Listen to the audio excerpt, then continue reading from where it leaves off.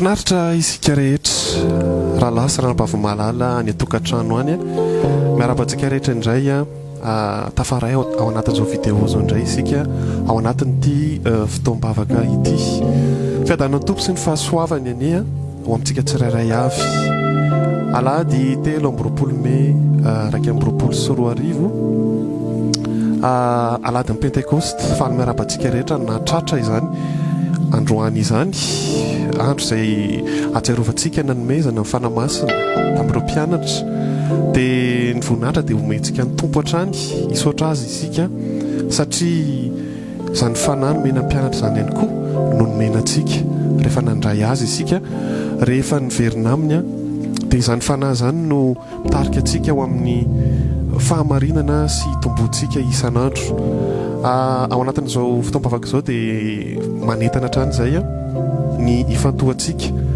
mba andraisantsika indray izay sitrapon'Andriamanitra izay sakafo sahaza ho amin'ity anio ity dia raha sitraka ao dia akipio ny masonao hivavaka sady tsika fatara lasa ranabavy fa ny tompo dia eo foana ny fanahy masina dia ao anatintsika foana rehefa nandray azy isika rehefa nanaiky fa indraindray isika ny mety hoe tsy miprofite izay mandriamanitra azy sy ny amin'izay hoe fanahy ao anatintsika izay dia ety am-piandohana dia efa hangataka sadintsika ny fifantohana sy ny fanfenoany fanahy masina mba hanenika izao fotoana izao mba tsisy ho diso anjara ao anatin'ny fizarana izay omeny tompo antsika indray dia andao ary hivavaka manasanao hanondrika ny lohanao ekipy mitokana mihitsy raha azo atao.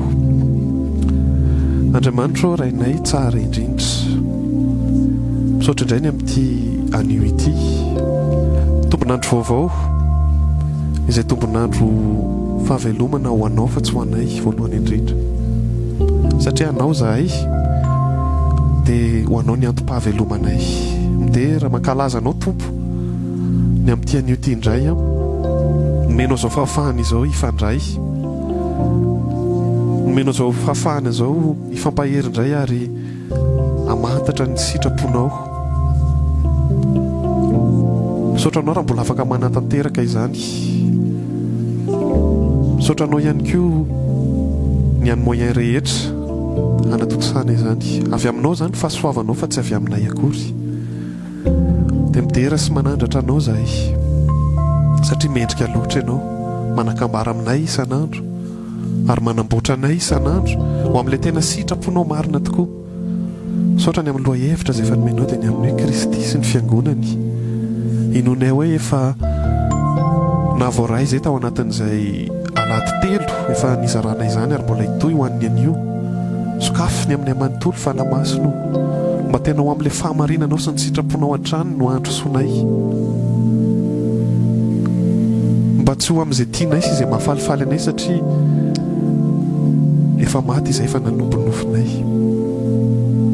ary ny antony mbola velomanay dia ho anao rery any fanamasino raiso ny toeranao amin'ity anio ity sokafony aminay manontolo ho anay izay mitarika ny fotoana ity indrindra koa andreo izay manaraka ny atokantrano any anao ny sehatra natsika raha lasa ranabavy ihirana izany hoe avy mameno tanteraka satria ny fanamasina miasa ao anaty no afaka hanokatra indray no mombantsika rehetra amantarantsika ny sitrapondray amin'ity anio ity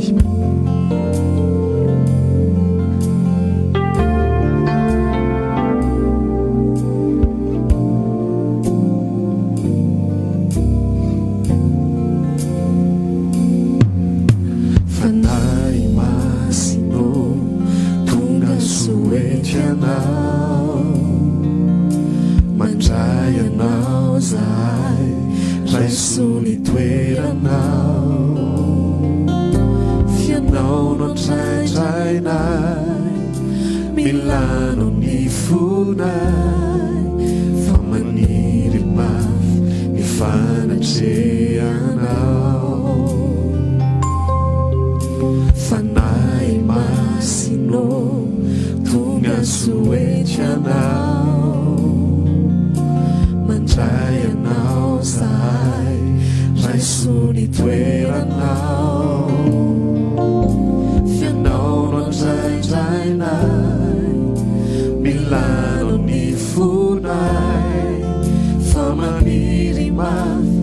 fanatrehanao avy mamelo tanteraka fahetranao tsy ho feno zavatra fa afa-tsy ianao hitondray ilay fiainanao tompo ao anatiko ao fanamasino mamiko indrindry anao dao mbola veritsika hatrany voalohany zany ery zany fanamasino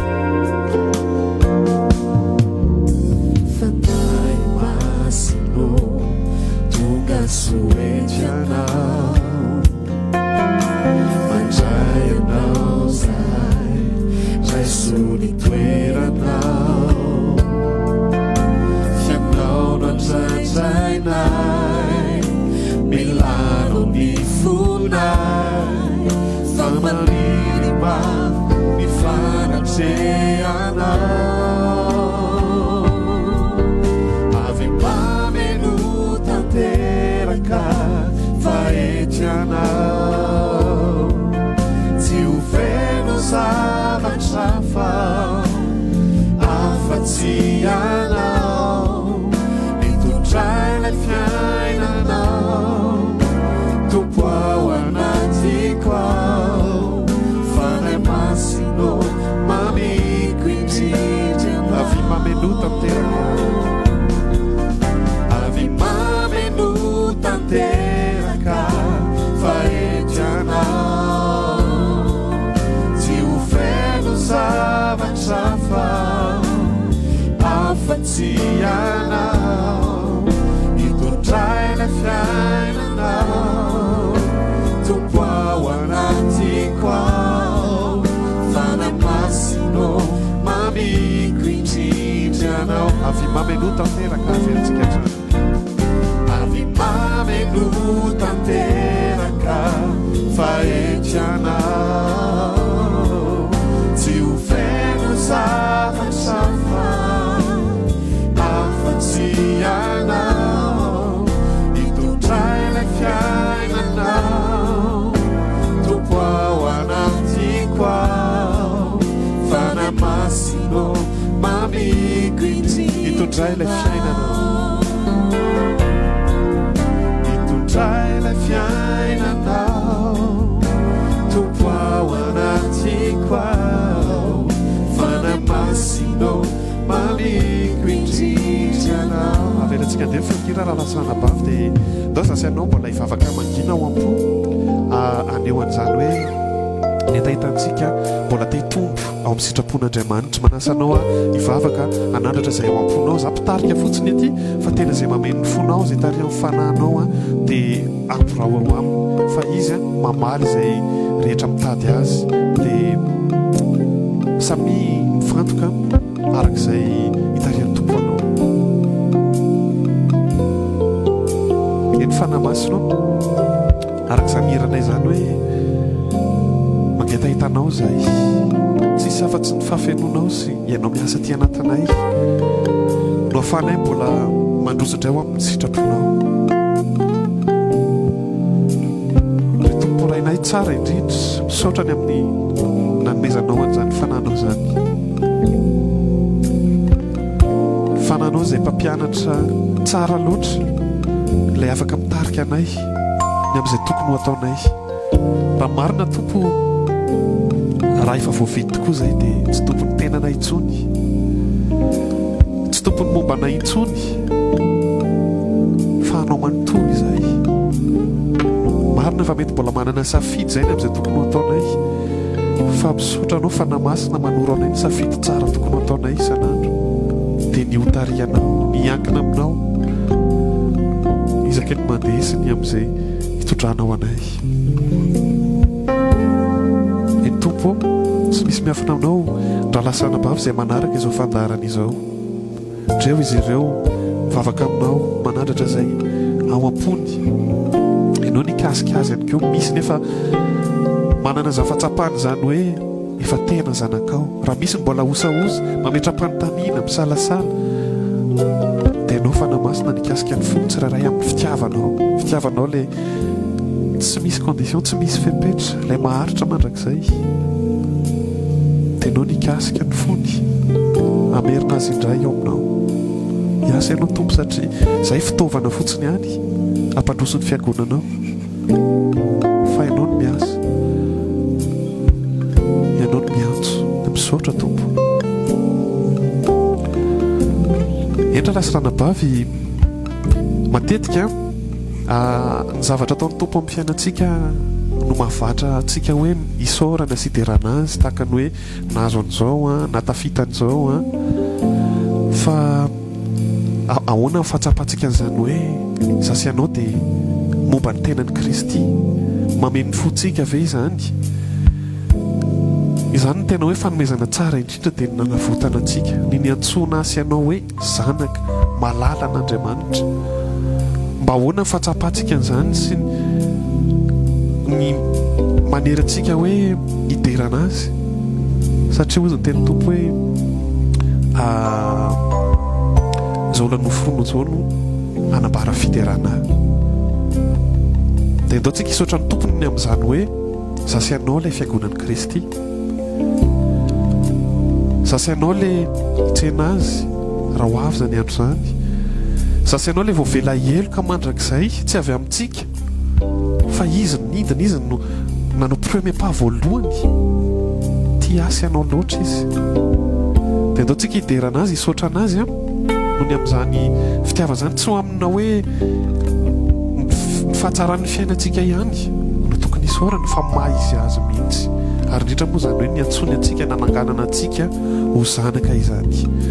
Dia ataontsika hirity mino fa hainao misaotra anao zahay, ndao ataontsika ampitiavana be ho an'ny tompontsika.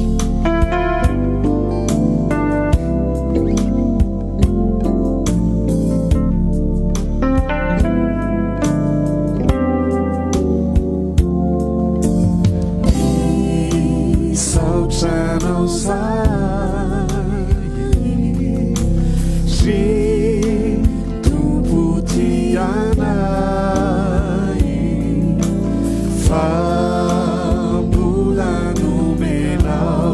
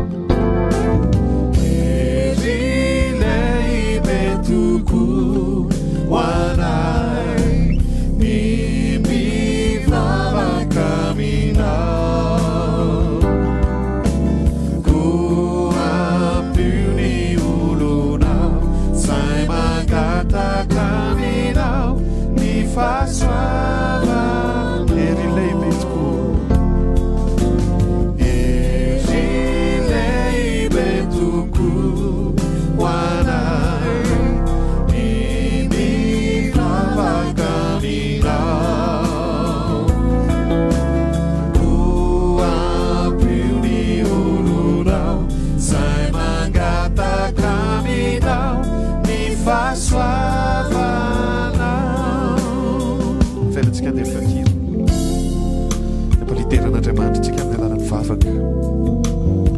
Sandratra hatrany ny fonay tompo anao rery any, ianao no tena mendrika. Misaotra anao no ny amin'ny zavatra rehetra nataonao. Matetika izany tokoa aloha no mahazatra anay. Voalohany indrindra teny amin'ny hoe zavatra hita maso izay ataonao amin'ny fiainanay. Fa matetika tsy tsapanay tompony izany hoe ny antsonao anay io zanaka. Izany hoe izahay andova amin'ny fanjakanao mandrakizay. Tsy tsapanay loatra izany hoe voavela helika indraindray noho ny avezatra ny fiainana. Fa androany izay dia hiverina indray ny fonay hidera hisaotra anao. Voalohany indrindra no mahay anao anao. Satria ianao ilay iray lafatra indrindra, ianao irery ihany ny mendrika. Dia mankasitraka hatrany tompo. Satria sady mpanompo izay no zanaka ihany koa. Voninahitra dia ho anao ny amin'izay rehetra ataonao. Raha tsy eo no fanamasina mampatsiahanay izany dia tsy toy izao izahay. Ary mbola mifahasoavanao irery ihany mampijoro. Izany tompo mameno fonay, mameno fonay hoe tsara loatra ianao, mendrika loatra ianao. Dia raisy tompo ny ady midera raha voninahitra mandrakizay, mandrakizay. Kosa izy Paoly izay raha lasirana bava hoe ny fahoriana dia mahatonga faharetana. Any bokin'ny Romanina izay, ny fahoriana dia mahatonga faharetana. Mila mino zasy ianao hoe tsisy zavatra tonga ho azy sika sendrasendra amin'ny fiainako sy amin'ny fiainanao. Ary rehefa antompo isika dia izy no mandahatra. Na dia atao aza hoe nanao erreur ianao, mety lavo ianao, mety tsy kamo ianao na ny anompo ary, fa tsy misy erreur ao amin'Andriamanitra. Fa ny fahoriana dia mahatonga faharetana. Tadio ary fantaro raha lasirana bava fa ny fiaretanao io fahoriana io, ny fahitan'ny olona anao manana fifaliana eo ampiatrehana azy no avoakasika azy indray. Izany ny fomba fiasan'Andriamanitra. Dia verina amin'ilay lohahevitra isika hoe ho an'ny fiangonana avokoa, ho an'ny fiangonan'i Kristy. Jesosy no ivon'ny zavatra rehetra. Dia ataontsika anana feno fiderana foana, feno fisaorana foana, ary indrindra feno fanantenana amin'izay rehetra atao. Fa na mety mbola atao hoe tsy mananasa azy ianao androany, mety ao anatin'ny aretina ianao manaraka an'izao vidéo izao, mety miemotra ianao ny amin'ny fiainana ara-panahy. Fa fahatsiarovana androany amin'io nanomezana izany fanamasina izany, dia izany fanahy izany koa anangana anao indray, amerina anao indray eo amin'ilay lala marina. Ary izy miasa ao anaty, izy ilay hery no ampitsangana anao indray. Efa nomeny tompo antsika ny fiadanana dia andao raisiny izany, andao inono izany raha lasirana bavy, iainana isan'andro. Satria rehefa falitsika ao anatin'izay zavatra lalovantsika rehetra dia gaga ny manodidina hoe fandriamanitra iza loatra ny tompony reto. Dia atao hiverina amin'izany fahamarinana izany hoe fiadanan'ny tompo efa ao anatintsika. Eo anilan'ny tompo ny mahatsara asy ianao. Tadio fa raha vao mibanjina zavatra anankiray natao hoe fahoriana ny olana izay mamesatra ny loha, dia lasa tafavoaka isika ao anatin'ilay fitsarana. Fa ny eo anilan'ny tompo hatrany ny mety, eo ny mahatsara antsika, eo ihany koa mbola ahafahantsika mandroso mamantatra ny sitrapony isan'andro, ary izy no afaka manolo-tsaina amin'izay rehetra tokony ataontsika. Mbola hitohiritsika, hitoetra eo anilanao. Hitoetra eo anilanao, no faniriko izao,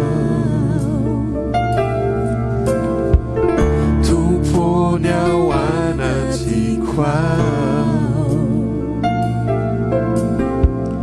maniry mafianao.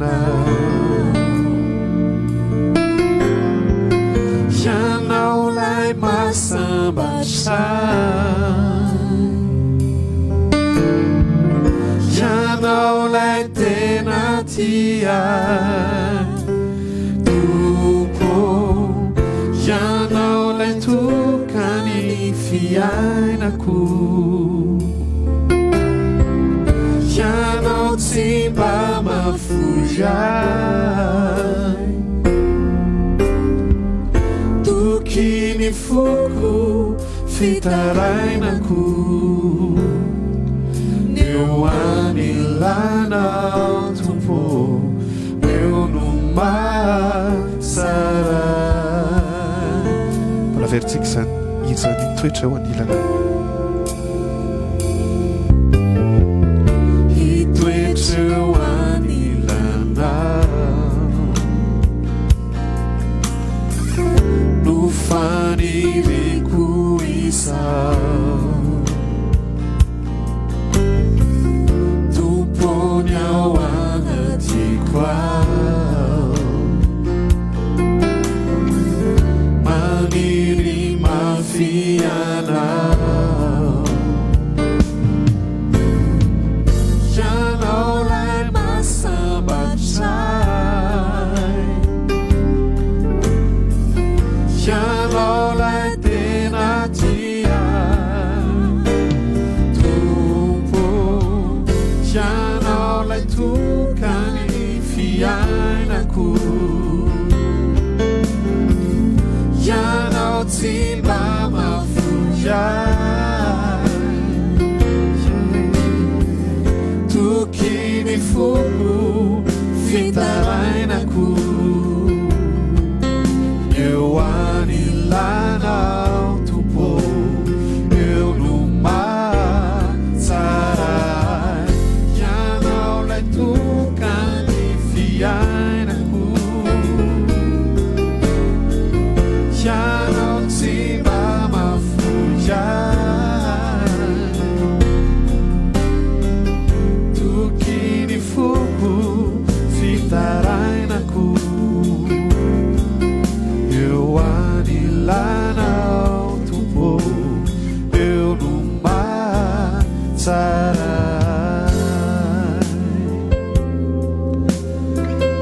endra lasana vavy araka izany iry zany dia hoe izy lay tsy mafoya izy lay tianao izy ihany no afaka mahasambatra anao na mivadinao ary na ny zanakao na ndray tapo aminao na ny olona manodidina anao mbola voafetry zany fa izy irery ihany no mahasambatra anao mitoetra eo aminy no ahafahantsika miaina trany ny amin'ny fiadanany sy ny amin'ny sitrapony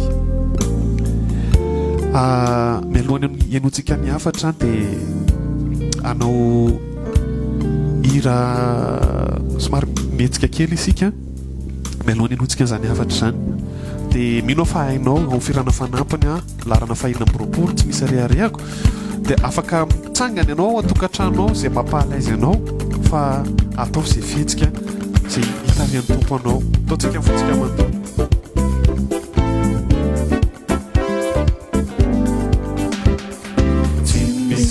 reareako afatanao Jesosy io anao ny hery anao ny ata sy voninahitra ny fasana sy ny fiaina tsy hita indrefa resinao izao tontolo izao dia nahita rehefa nitsangany anao sambatrao Jesosy manananao zay tompony hery sambatrao Jesosy miankireo atratranao ampiainy fitiavanao ampiainy finoko anao raketiko ao ampolalandava fareareakanao dia ty faharotray no aloizantsika azy dia rana tsy misy nahita mpamonjena afa-tsy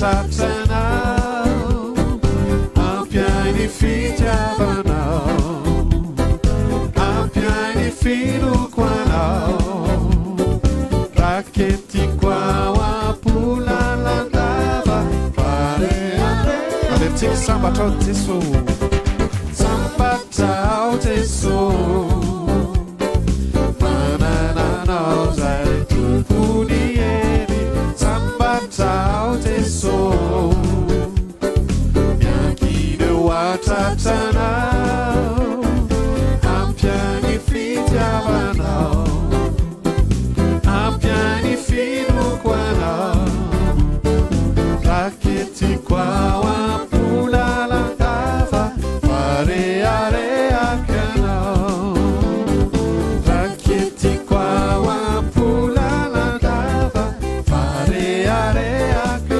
farany raketiko ao ampolalandava fareareaka anao.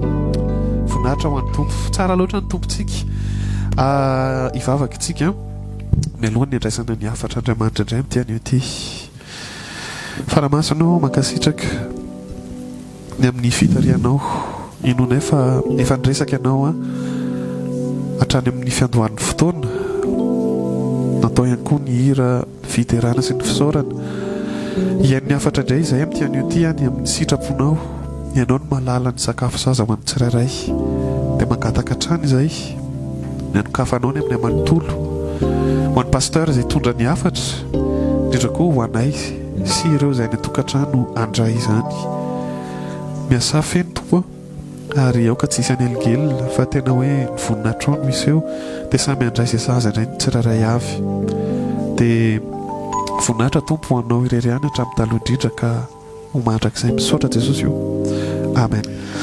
Dia faly miarabantsika rehetra indray mpanaraka an'izao fandaran'izao mity andro anio ity miarabantsika rehetra ihany koa nahatratra an'izao andro fahatsiarovana ny fahatongavan'ny fanamasina izay atsotsika pentekosta izao dia manana fahasoavan'ny tompo amintsika rehetrarehetra naharaka ny afatra isika amin'ity andro anio ity tonga dia hamaky-teny isika ao ambokiny Jaona 5:10 no ovakitsika 17 sy ny 7 angatahantsika andralasitraka izany.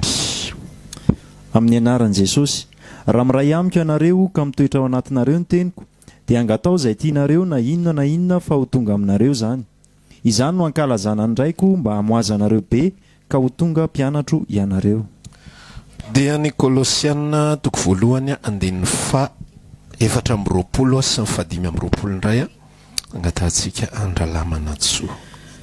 Ny anaran'i Jesosy, ankehitriny dia mifaly amin'ny fiaretako ho anareo aho ary mahatanteraka ao amin'ny nofoko izay tsy vita tamin'ny fahorian'i Kristy ho an'ny tenany dia ny fiangonana izay nanaovana ahy ho mpanompo araka ny fitondran'Andriamanitra nomena ahy ho anareo hatanteraka ny fitoriana ny tenin'Andriamanitra. Amen. Reo afatra anankiroa ireo andalatsotra masina roa ireo indray no ifampisarantsika amin'ity andro anio ity. Tao anatin'ny afatra anankitelo dia efa mifampiresaka isika mikasika ny fiangonana ary tamin'ny farany indrindra isika dia niresaka mikasika ny antom-pisian'ny ministera sy ny antom-pisian'ny fanomezam-pahasoavana maro isan-karazany izay nentina daholo hampandrosoana ny fiangonan'Andriamanitra. Androany isika dia iresaka indray mikasika ny zavatra fiainantsika amin'ny ankapobeny mihitsy ny olona izay ao amin'ny Kristy. Ao ambokiny Koritiana 2 raha misy an'ilay teny Koritiana 2:5 dia aitsika tsara ilay manomboka amin'ny 4:12 tapany 2 ka hatrany 7:12 dia amin'ny 5:12 izy dia milaza zavatra tahaka izao hoe ary maty amonjy ny olona rehetra izy mba tsy ho velona ho an'ny tenany intsony izay rehetra velona fa velona ho an'izay efa maty sy nitsangana tamin'ny maty mba amonjy azy. Izany hoe ny olona anankiray raha lasena bavy rehefa nandalo ny atao hoe fahaterahanam-baovao marina sy tena izy izay averiko eto an-trany fa tsy resaka vavaka averina hoe za dia manaiky an'i Jesosy ho tompo sy mpamonjy fiainako sy sisa rehetrarehetra na resaka hoe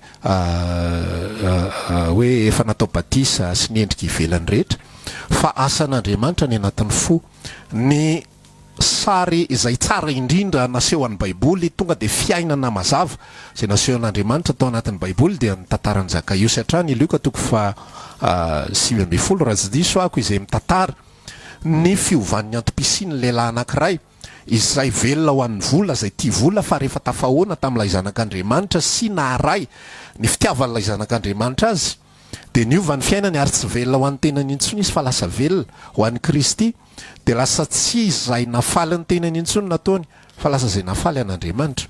Rehefa ny olona tafahoana marina amin'i Jesosy Kristy de misy fiovana any anatin'ny fo any anatiny any de arak'izay lazain'i Jesosy zay hoe arak'izay lazain'ny apôstôly Paoly zay hoe matiny amonjy ny olona rehetra izy mba tsy velona ho an'ny tenany intsony zay rehetra velona zany hoe manomboka amin'ny fotoana nandray ny fitiavan'i Kristy de tsy velona ho an'ny tenako intsony fa velona ho an'izay efa maty sy nitsangana tamin'ny maty amonjy ahy. De zao miverina foantsika amin'le afatra faharoa le fanodinana n'ilay fanondro zay maty velona ho an'izay efa maty sy nitsangana tamin'ny maty amonjy ahy. Zany hoe ity za le ohatritsika tamin'izay moa zany hoe raha lasitraka le ataontsika hoe Jesosy de manao ohatran'izao le izy tsy velona ho an'ny tenako intsony fa velona ho an'izay efa maty sy nitsangana tamin'ny maty amonjy ahy. De ozy izy raha lasitraka amin'izay le Jesosy manodina amin'izay tsy velona ho ahy ihany koa ianao fa velona ho an'ny reto miodina ao amin'ny fiangonana le izy fa tsy miodina ao amin'ny Kristy satria Kristy tsy hitantsika maso. Ataontsika ahoana ny velona ho an'izay tsy hitantsika maso, ataontsika ahoana ny anao hetsika ho an'izay tsy hitantsika maso fa izy any amin'ny tontolo izay efa misy azy. Fa na izy ary de niresaka tamin'ny ray hoe ray eo tsy hoeto intsony fa izy ireo no hoeto. Zany hoe nisy fotoana nisy sary ohatran'izao hitantsika tamin'ny nahafatesan'i Jesosy Kristy hoe Andriamanitra nampitodika ny masony tsy jery an' Jesosy intsony. Zay no nahatonga azy ny teny le hoe ray eo nahoana ianao nafoy ahy. Nanomboka tamin'iny fotoana iny de Jesosy tena mamindra mihitsy an'lay fifantohana lay mialatsiny afa tsy hitako izay anazavana azy amin'ny teny gasy fa hoe lay intérêt ho any amin'le eglizy amin'izay ho any amin'ny reto mpianatra reto tsy hoeto intsony fa izy reto no hoeto ray masonao manamasina azy amin'ny fahamarinana fa ny teninao ny fahamarinana mitodika ao amin'le eglizy. Eto amin'izay ritsika miresaka zavatra ohatran'izao satria zao afatra zao tena misy fototra any anatitsika any izay tafapetraka sy tafaorina loatra eo amin'ilay isika eo amin'ilay zao zay vokatry ny tsy fahaizana mandika na amin'ny teny frantsay hoe manao interprétation ny fanambarany ny tenin'Andriamanitra. De nohony amin'izay anton'izay de ohatra zao hoe mandray ale teny teo ny olona de Jaona toko 5:10 andeny fa fito sy ny fahavalo de zao hoe le fanondro zany de mitodika aty amin'le olona foana. Raha miray amiko ianareo ka mitoetra anatinareo ny teniko de angatao zay tianareo iny zany na iny fa ho azonareo zany ho azonareo de lasa amin'izay le olona rehefa tsy tsara le fototra zay averintsika eto le fanambarana Kristy sy ny fiangonana de lasa miodina ao amin'ny tena ny andraisan'ilay afatra. Mandray an'le afatra sika zany de zao hoe raha miray amiko ianareo mitoetra ao anatinareo ny teniko de angatao le filako ny manosika lay fangatako rehetrarehetra de miodina eo amin'ny filako. Nefa ahoana ozy izy ny fanambarany Galatiana toko 5 zay ihany Kristy Jesosy de efa nanombony nofony ny fanireny ny filany teo amin'ny hazo fijaliana zay mifamatotra be amin'ilay Korintana faharoa toko 5:5 tsy velona ho an'ny tenany intsony. Rehefa nandray ny fitiavan'ny Kristy de tsy ny filako na ny faniriako na zay tiako sy mety amiko intsony fa velona ho an'ny Kristy. Ary inona le Kristy? Ny fiangonana. Le izy zany misy zavatra fifamatorana ao anatin'le izy, misy zavatra miara-mihetsika ao anatin'le izy fa tsy hoe omeko fotsiny verset de ampiasainy se arak'izay itiavany se azy na ampiasainy se arak'izay mety amin'ny se de any ka mandray an'le izy de inona ny filako mila vady de lasa hifady hanina. Raha miray amiko ianareo de mampiasa verset raha miray amiko ianareo toetra ao anatinareo ny teniko angatao Jesosy eo tena mila vady Jesosy eo tena mila asa Jesosy eo tena mila an'izao tena mila an'izao ny filako izay fa rehefa ao amin'ny Kristy ny olona dia nihetsika rehetrarehetra izay miodina ao anatin'ny fony dia tokony famatotra amin'izay fiangonan'Andriamanitra izay. Jereo tsara fomba fizarazaraan'Andriamanitra nyty resaka tontolo fiarahana amin'ny tompo ity. Tsy fantatro nareo rehefa mba nandinika an'izany hoe fa maninona ao anatina tontolo ny fanomponan'Andriamanitra dia misy karazana olona be deaibe. Misy olona nianatra ary misy olona tsy nianatra. Misy olona manam-pahaizana ary misy olona tsy manana an'izany. Misy olona manan-karena, misy ny atonontonony ary misy ny tena tsy manana. Eo raha no mampatonga an'ilay toriteny tsy mety. Tonga dia atao safo be mantsina fotsiny hoe rehefa miaraka amin'i Jesosy dia manan-karena. Diso zany. Diso ihany koa ny toriteny izay milaza fa rehefa miaraka amin'i Jesosy dia mahantra. Diso zany. Fa Andriamanitra dia mandrindra, mitsinjara, mandamina, tsy arak'izay ilaise, tsy arak'izay tise, tsy arak'izay mahafinaritra an'se. Tsy arak'izay ilaise, tsy arak'izay tise, tsy arak'izay mahafinaritra an'se. Fa miverintsika amin'ilay afatra tamin'ny heriny, zarazarainy samihafa ny fanomezam-pahasoavana arak'izay itiavany azy.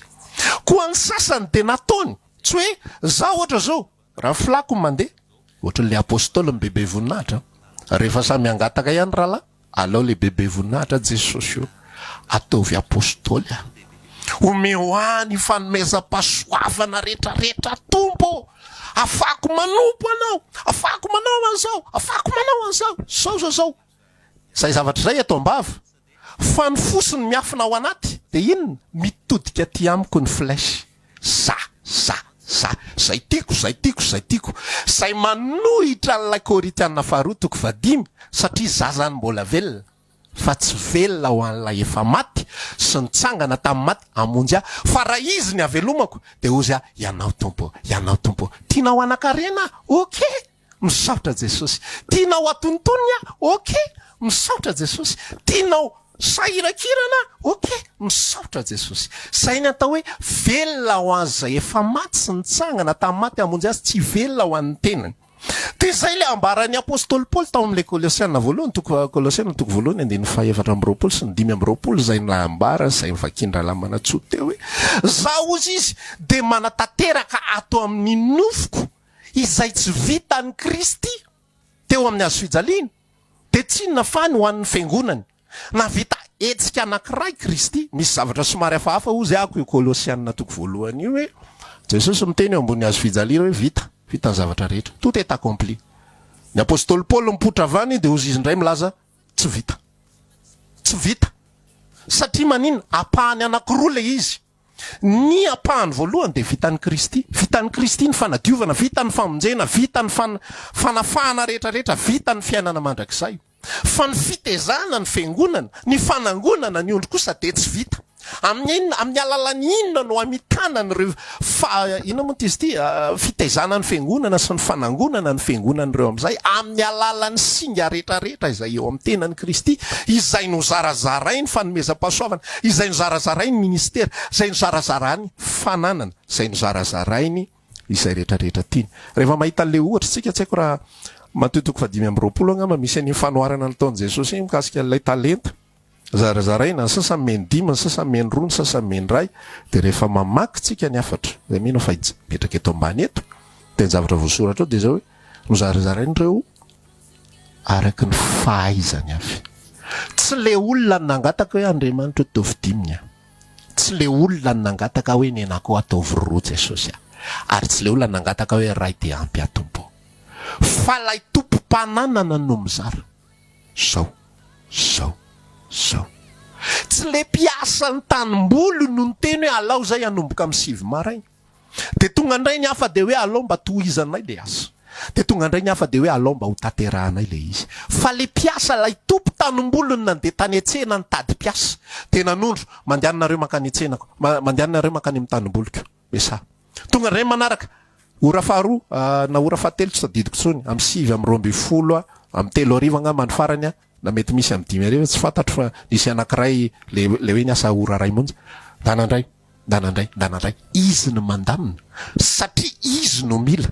Isika zany rahalahy sy anabavy raha tahian'Andriamanitra, raha mahazo izay ilaitsika, raha manana fananana dia tsy hoe satria nengaran'Andriamanitra na satria nanao hetsika be deaibe na satria nanao sakrifisy na satria nanao an'izao tadidio tsara fa ny zavatra rehetrarehetra zay miasa ao anatina tontolo fanomponan'Andriamanitra ty amin'ny fanekena vaovao zany tsy misy voninahitra mihitsy ho an'olombelona. Indraindray ny pasteur indraindray mpanompon'Andriamanitra tena misy alay-panahy am'zany mihitsy hoe rehefa misy olona manome be tena zotra ranga tena noho ny amin'ny fiangona tena tafavoaka ranga tena ohatran'izao tia manasoaso olona fa zongy fanambaran'ny tenin'Andriamanitra.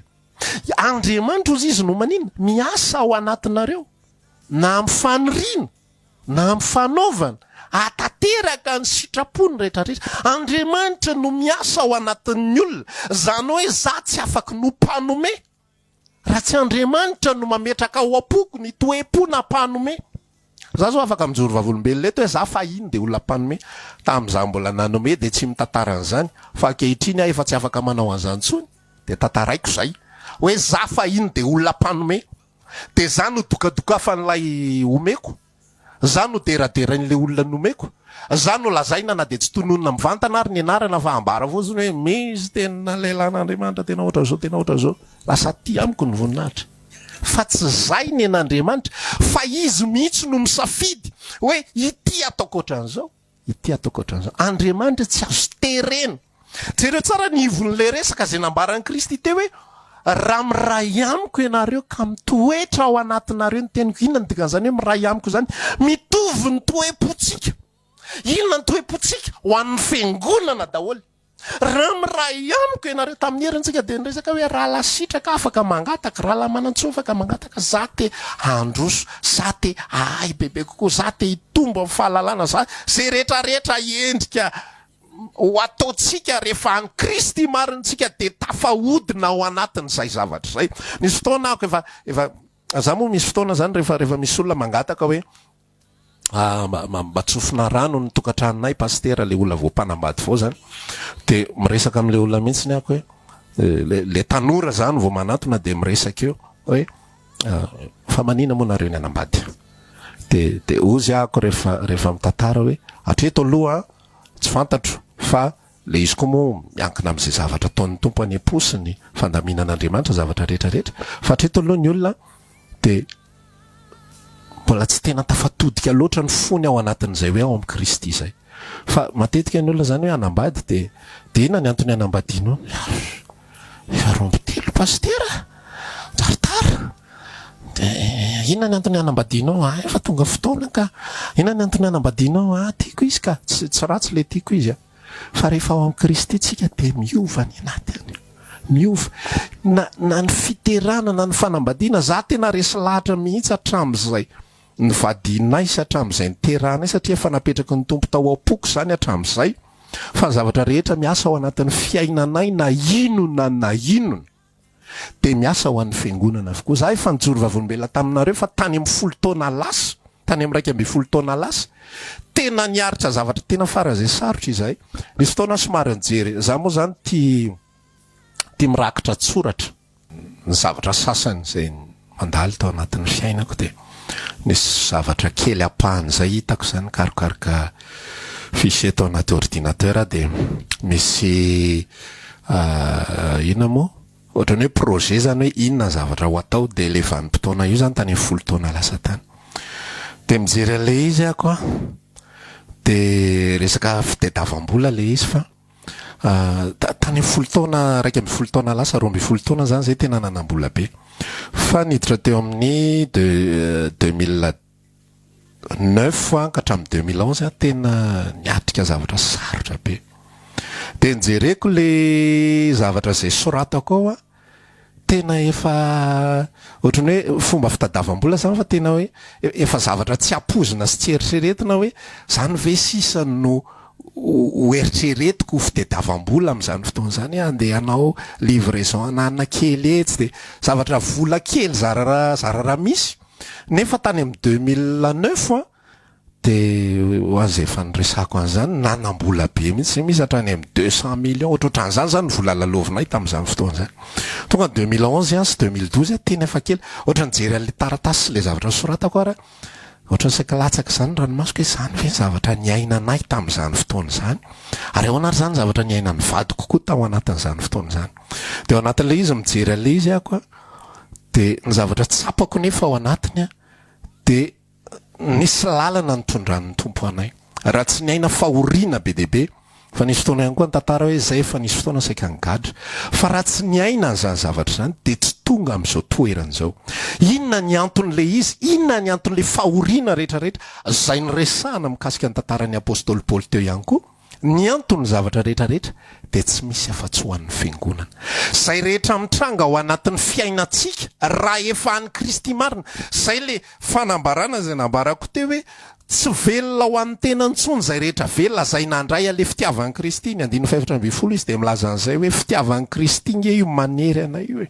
ozy izy Paoly tao amin'ny bokin'ny Filipiana toko voalohany rehefa niaina n'ilay fahoriana betsaka loatra izy dia nisy fotoana izy dia nilaza an'izao zavatra zao mihitsy hoe maniry ny ala ka ho ao amin'i Kristy satria tsara lavitra zany hoe raha ny sitrapoko dia ny hofaty satria mafy loatra le manjony ainy ny vata ny nofony fa zao izy ny apôstôly Paoly rehefa nilaza an'le izy raha tsy diso Filipiana toko voalohany 7:20 izy milaza an'izay na toko 9:20 la hoe maniry ny ala ka ho amin'i Kristy satria tsara lavitra zany fa rehefa nandika indray izy dia zao nefa ozy izy saingy ny mitoetra sanganehany eo anelanelan'izy roroa ozy izy sady tiako le te hiala dia ho any amin'i Kristy saingy ny mitoetra ny masoa anareo zany hoe ny fahavelomako dia masoa ny fiangonana noho ny amin'izay anton'izay dia alao aho velona ihany zany satria noho ny amin'ny fiangonana jereo tsara le fiovan'ny fisainana le orientation ozytsika dia ampitovio amin'ny karazana filazantsara zay enotsika ankehitriny sy karazana zavatra izay mandresy lahatra tsika ankehitriny fa ny mandresy lahatra tsika dia tsy misy afa-tsy isika foana za foana tia Jesosy manao an'izao amiko ny tompo hikarakara ny tompo anasoa ny fiainako ny tompo amany olako ny tompo anao an'izao ny tompo amoaka ny tompo hitondra amin'ny voninahitra izy hitondra amin'ny fitahiana matretrika izy tsy zany ny filazantsara fa ny filazantsara dia miorina eo amin'i Kristy sy ny fiangonany ny zava-mitranga rehetrarehetra dia miorina eo amin'i Kristy sy ny fiangonany ny fitahiana dia miorina eo amin'i Kristy sy ny fiangonany ny problema izay mitranga amiko dia miorina eo amin'i Kristy sy ny fiangonany ary na ny zava-miseho ary zay everitsika fa fanitsina fananarana sy ny sisa rehetrarehetra zay everitsika fa kapoka noho ny amin'ny nataoko angamba ny kapohan'Andriamanitra tahaka izao tsy noho ny amin'ny nataonao fa noho ny amin'ny eglizy rehefa jerentsika ao anatin'ny tantara ao amin'ny Korinthiana voalohany toko 1:10 dia misy ny resaka fandraisana fanasan'ny tompo dia zao ny fanambaran'ny apôstôly Paoly rehefa mampianatra ny fandraisana fanasan'ny tompo izy ary amin'ny faraparany misy aminareo izy ny marary ary misy efa nodimandry miresaka izy alohan'izao zavatra zao hoe rehefa mandraisy mihinana ianao a dia mila mandinika ny tenany alohan'ny olona fa raha misy mihinana amin'ny fanatsy mendrika ny fanasan'ny tompo dia meloka ny amin'ny tena sy ny rany Kristy iza io tena io ny eglizy ny fiangonana zany hoe ny fihinanana n'ilay mofo sy lay divay amin'ny fanatsy mendrika dia mitondra fanameloana meloka ny amin'ny tenany Kristy mandinika ny tena aloha dia tsy nafa ny tenany Kristy fa rehefa tsy mandinika ny tena isika dia ho tsaraina ary raha tsaraina isika dia mba tsy homelohana miaraka amin'izao tontolo izao koa dia misy ny marary ary misy ny efa nodimandry inona nahatonga an'ireo olona marary sy ny olona nodimandry ireo nokapohana ny vatany tsy noho ny amin'ilay fahadisoany fa ho an'ny eglizy mba tsy ho voaloto ny eglizy mba tsy ho voaloto ny fiangonany Kristy ao amin'ny bokin'ny Korinthiana roa ndray angamba raha tsy diso ana toko 5 teo angamba raha tsy diso dia misy resaka indray fanambaran'ny apôstôly Paoly mikasika an'ilay lehilahy izay tratra ray tamin'ny vadindray dia ozy izy ny apôstôly Paoly esoritsy eo aminareo zany fa tsy fantatrareo fa ny masirasira kely dia mampasirasira ny vongana rehetrarehetra zany hoe le zavatra kely tsy mety dia manimba n'ilay vatana ray manontolo zao izy ny apôstôly Paoly dia efa nanolotra n'izany lehilahy zany ho an'ny Satana sady mba hamaizana ny nofony ary hanavotana ny fanahiny kosa amin'ny andro fiaviany Kristy satria manino misy fiatraikany amin'ilay vongana rehetrarehetra amin'ilay fiangonana. Inona ny dikan'izany rahalahy? Ny zavatra rehetra izay ataon'Andriamanitra amiko dia nohony amin'ny egliziny daholo. Tahiny a mba ninona hatsara ny eglizy, faiziny a mba hatsara ny eglizy. Tahiny se mba hatsara ny eglizy ary faiziny se mba hatsara ny eglizy. Tsy mihodina ao amin'ny se ny resaka, tsy mihodina ato amiko ny resaka. Tsy kapohany a amin'izay fay na kapohany a satria nanao zavatra tsy mety. Tsy le nanaovako zavatra tsy mety ny olana, fa ny eglizy ny olana. Satria raha misy mahita ny zavatra iny dia manimba l'eglizy ray manontolo. Nisy fotoana nisy olona izay namilana ny resaka fahafahana dia nananaran'ny apôstôly Paoly azy tsinitsinina ny sampy. Dia rehefa niteny Paoly hoe tsinitsinina ny sampy, lasa zalahy nihinana sakafo zay atolotra ho an'ny sampy. Tsinitsinina ho ny sampy. Ndao tsika hiditra any amin'ireny tempolotsampy reny a tsinitsinina reny, dia sady mihinana an'le izy ihany dia mety samy manao fandona kely zalahy tsinitsinina rahalahy tsinitsinina sady mihinana an'le izy ihany. Hozy izy Paoly tsy zay ny fandehany io. Manimba an'ireo kely madinika malemy amin'ny finoany ianareo. Lasa simba ny fisainany. Dia lasa heveriny fa natao fihinany reny zavatra reny a tsinitsinina daholo reny zavatra reny a. Lasa misy liberté, lasa misy fahafahana izay mitondra ho amin'ny gaboraraka. Simba ny fiangonan'Andriamanitra noho ny amin'izany zavatra zany. Jereo tsara zavatra izay atao ny firona ny testamenta vaovao rehetrarehetra, ny fananarana rehetra dia mihodina ao amin'ny resaka fiangonana daholo, mihodina ao daholo. Jereo tsara fa rehefa nomena fahafahana isika dia zao no nambaran'ny apôstôly Paoly. Natsoina ho amin'ny fahafahana ianareo rahalahy kanefa maninona aoka tsy hoentinareo amin'ny filany zany. Inona le filany? Izao. Fa inona? Mifampanimpo amin'ny fitiavana. Inona le mifampanimpo amin'ny fitiavana? Ny fiangonana. Za libre fa ny fiangonana no feiko. Hozy izy Paoly, za nge olonafaka fa na dia efa nataoko olonafaka, na dia efa nataon'i Kristy olonafaka za. Korinthiana 2:7 ndray no manambara an'izay.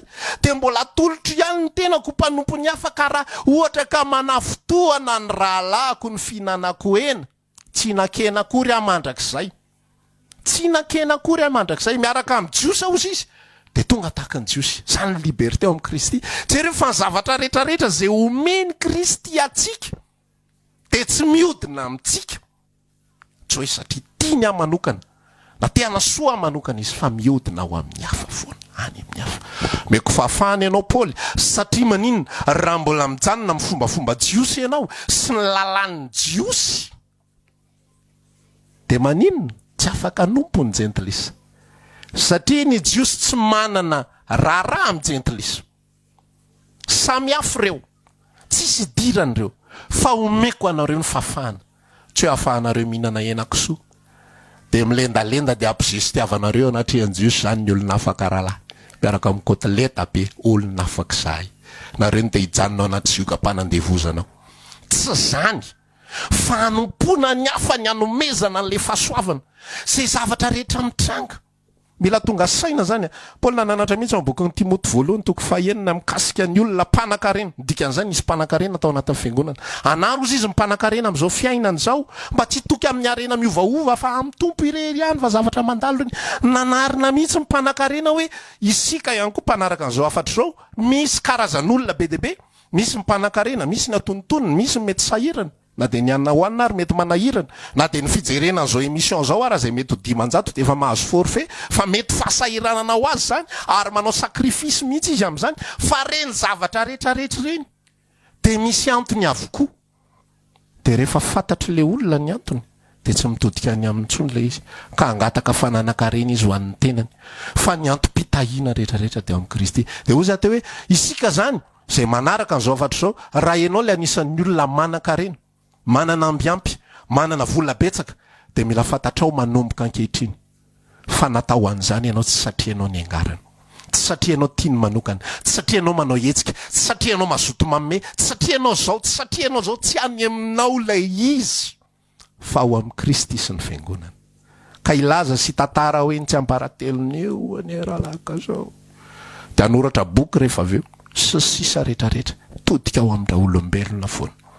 Tsy ny olombelona ny rôla tsy ny olombelona ny tompon'ny fahefana, tsy ny olombelona ny naninina fa matoa afaka manao zay manao dia Andriamanitra Kristy ny manome izany. Hozy izy ny tenin'ny Jaona izare Jaona mpanao batisa raha zidiso ambokiny Jaona toko 7 rehefa nitantara tamin'ny mpianany hoe le lehilahy nataonao batisa nge Jaona izy ndray zao manao batisa ary tsy izy manao batisa fa mpianany ampanaoviny batisa zao nambaran'ny Jaona tsy misy mahay manao na inana iny raha tsy nomena azy avany ambony izany. Isika ihany koa tahaka izany tsy misy tsy mahay manome isika be dia be nge mpanankareny fa tsy manana fo antre tsy manana fo anome fa matoa manana fo anome. Andriamanitra no miasa ao anatintsika na amin'ny fikasana na amin'ny fanaovana hatateraka sitrapony rehetrarehetra ka tsinitsiny ny zasy ianao, tsinitsiny ny zapitory, tsinitsiny ny tsikaralahy fa Andriamanitra no manome ary tsika mila matoky amin'izay.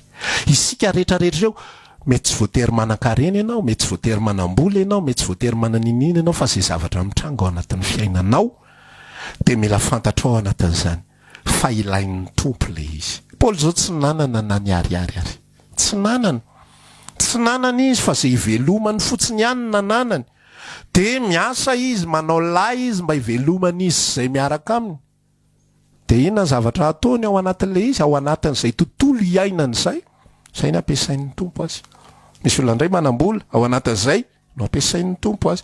Misy olona indray mana-talenta ao anatin'izay ny ampiasain'ny tompo azy. Misy olona mana-fanomezam-pahasoavana ao anatin'izay ny ampiasain'ny tompo azy ho an'ny fiangonany asoany fiangonany daholo. Dia hoy ateo zay rehetra mitranga ao anatin'ny fiainantsika dia mila fantatritsika fa tsy isika tsy za le isika moa zany vondron'olona fa le tsy iza no marina kokoa tsy iza sy ny ankonako, tsy iza sy ny asoa anay, tsy iza sy fitahiana ho anay menakafo kely mba mianatra tsara ny zanako, mba mandeha any sekoly mba tsara ny zanako, mba mihinana sakafo tsara izahay, mba afaka mandeha vakansy izahay, mba zao fa amin'ny Kristy sy ny fiangonany daholo zavatra rehetra. Dia rehefa miova amin'izay ny toe-po sy ny toe-panahintsika, zay ny voalohany tsy nietsika ny mandeha voalohany, tsy nietsika mandeha voalohany zay ambaran'ny tenin'Andriamanitra mazava tsara zay inona soa azon'ny olona na mahazo tontolo zao ary izy ka veriny ainy ozy izy ny apôstôly Paoly milaza inona moa ny soa raha ohatra ka ho amidin'ny olona ary fananany rehetrarehetra kanefa tsy manam-pitiavana izy. Le ato no miainga voalohany, le toe-po mihitsy no mila miova, lay toe-tsaina mihitsy no mila miova hoe za velona ho an'ny Kristy sy ny fiangonany. Rehefa miova ny ato dia manaraka ho azy ny ambiny. Fa raha tia no mandeha etsika voalohany ataontsika izany mandritry ny herinandro tapabolana vitsy izay milamina miverina amin'ny fiainantsika andavanandro sy ny toe-pontsika andavanandro ihany. Ny afatra zany amin'ity andro anio ity dia mitohy foana Kristy sy ny fiangonany ny antony zavatra rehetra. Aza mieritreritra hoe Kristy manasazy ianao, Kristy manafay ianao, Kristy manao an'izao, Kristy manao an'izao, fa Andriamanitra miasa foana. Zany zavatra iainantsika. Rehefa misy zavatra manjoantsika dia Andriamanitra fa inona ary nataoko, inona ary fahotako, fa maninona ary nohatran'izao. Be fanontaniana be mihitsy mantsy io zanak'olombelona io ny amin'ny antom-pisiny sy ny amin'ny tena dia mihodina ao amin'ny tena foana le izy rehefa misy zavatra mitranga inona ny nataoko, rehefa misy zavatra tsara ihany koa mitranga satria zananao an'izao. Fa tsy izay ao amin'ny Kristy, fa ny ao amin'ny Kristy misy zavatra mitranga ao amin'ny fiainako satria asoany ihany zany. Misy zavatra tsy mety ndray masoany ihany zany. Ohatra zany zao za tsy mety mahazo asa dina zay le mahazatra antsika olombelona, zay le fototra tsy izy, zay le fandosoana fahadosoana ny fandraisana ny filazana ny tsy fahafantarana moa zany tsy fahaizana manavaka ny fanekena taloha sy ny fanekena vaovao. Ny fanekena taloha tena hoe inona mihitsy ny natao Davida rehefa nanota tena kapoka vokatra le zavatra nataony fa tsisy idirany amin'ny Israely nijangajanga tamin'ny Batseba izy, rehefa vita ny fijangajangana be voko Batseba natao atringarainy lasa vonoiny Uri, saika ho fetsifetseny aloha le izy hoe andana tafody avy niady zany nena moa nijangajanga izy aloha tamin'ny Batseba. Dia ozy izy Batseba le Uri zany lasa nandeha niady tany dia be voka izy, be voka le vehivavy dia lasa naniraka hoe be voka nody avany Uri na saingarainy nody zay vao mody agny any Uri dina ny teneniny tamin'ny Uri ndana miaraka vadinao. Zany hoe saika ho sarotsaromany le fijangajangana nataony dia hoe asaina miray amin'le Batseba le Uri dia amin'izay hoe zanakareo ihany io ka zanakareo kalme ianao fa anareo ihany. Fa Uri tsy nety za tsody zany.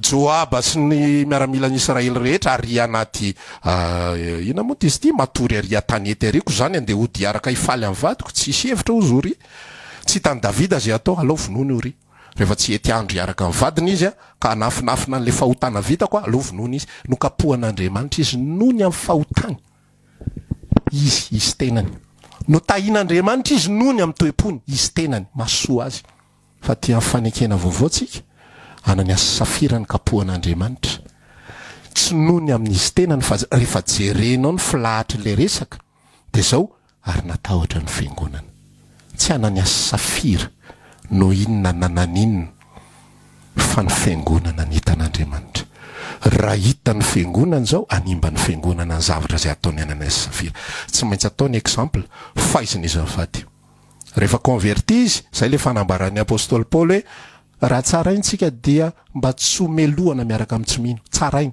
tonga amin'ny fahafatesana mba tsy homelohana miaraka amin'ny tsomino faizina ianareo ho an'ny fiangonana de natahotra ny fiangonana nomena le mpaminany anasoa ny fiangonana milaza ny toetra tsy mety rehetrarehetra eo anivon'ny fiangonana natahotra ny fiangonana resy lahatra ny fiangonana omena daholo ny asa rehetrarehetra ho an'ny fiangonana daholo ka isika manomboka zao mila azontsika amin'izay le atao hoe velona ho an'ny Kristy mila azontsika amin'izay manomboka zao a ny atao hoe manompo an'i Kristy marina fa tsy ho an'ity tenako ity intsony tsy za no ivon'ny resaka tsy za no inona tsy za no atao inona fa Kristy sy ny fiangonany amen zay indray ny avatritsika amin'ity andron'io ity a mino fa nisy zavatra voaraina atao anatin'izay iaraka ivavakatsika mba iasan'ny tompo misimisy anepotsika indray tompo mbola misaotra anao indray zay androara mbola omenao afatra tahaka izany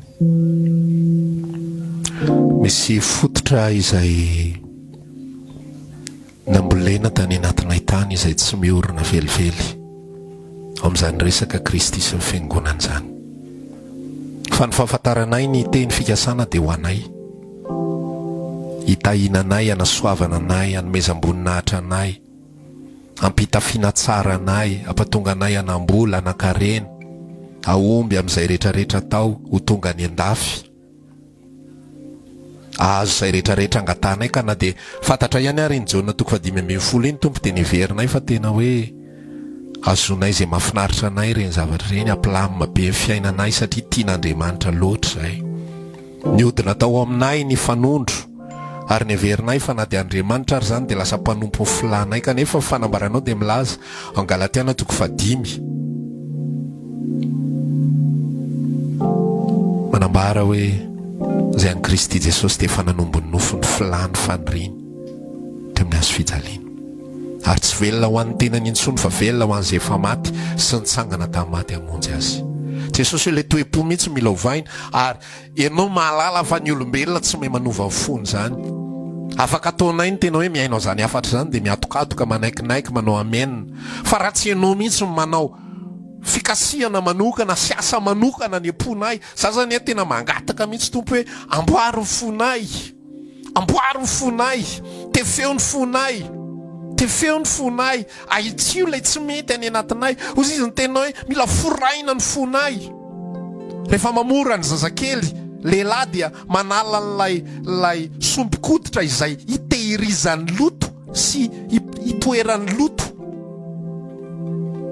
de tahaka zany ihany koa le famorana fo misy zavatra zay hitoeran'ny loto ao anatinay ao misy zavatra zay hitahiry loto ao anatinay ao de tsy inona fa lay fototra tsy izy vokatry ny fampianarana zay azonay zay tsy hanomezanay tsinona iza na iza fa na ny mpampianatra anay ary mety mba tsy nahalala ihany koa etsy zay no izy fa androany izay raha resy lahatra ny fonay rehetra fa te hiova fisainana ary te hiova hevitra te hiova fihevitra sy fotom-pisainana sy fototra hijoroany ny finoanay de afaka manovanay ianao ary afaka manamboatra anay ary zany angatako aminao Jesosy tena tianay ianao fa indraindray valana ihany ny fomba fanaovanay azy androany izay ampianaro ahitsio amboary foraina ny anatinay ihany Jesosy mba ho velona ho anao sy ny fiangonanao tianay ianao tompo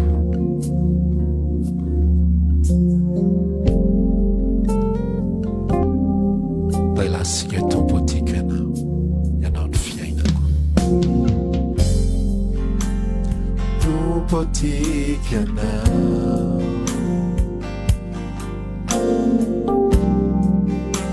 ianao no fiainako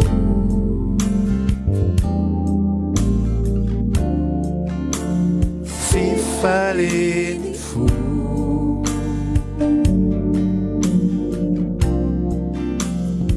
asambarako naoveritsika saneza tombotikiana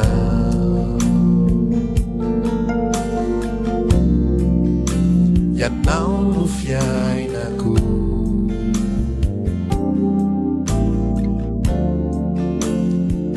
fifaleny fo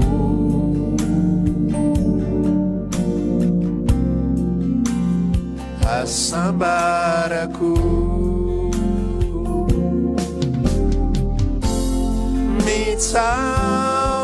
mitsaokanawa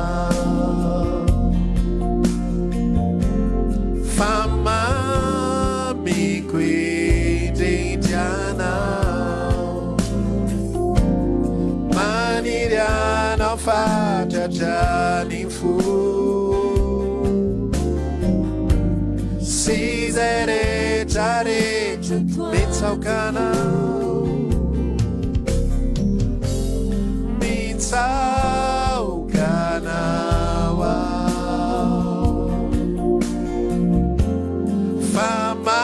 famamiko indrindianao manirianao fatratrany fo si zay rehetrarehetra toana tikio tiko enara lasana bavy dia misaotra antsika ihany koa nanaraka hatramin'ny farany a zao fandarana izao a misaotra ny raha lasana bavy mpiara-miasa ihany koa miara ny fandrimbona nanompo ny vahoaka an'andriamanitra teto amin'izao a fitoerana izao mametraka ny veloma mandra-piona mandra-pitafa amin'ny heriny anio toy izao indray raha mbola sitrapon'ny tompo a satria tsika mbola ao anatin'ny confinement dia raha sitrapon'ny tompo dia mbola misy an'ny fotoana isaky ny alahady amin'ny 6 ora eto anivon'ny pejy sy eto anivon'ny chaîne YouTube samydahiny tompo a veloma mandra-piona samydahiny